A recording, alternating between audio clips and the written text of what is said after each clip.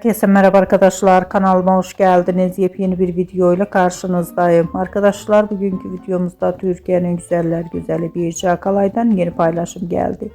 Birce Akalay'ın bugün doğum günü. Birce Akalay doğum gününü bu fotoğrafla kutladı. Ben de bu muhteşem görüntüleri sizler için YouTube kanalımda video halinde sunuyorum.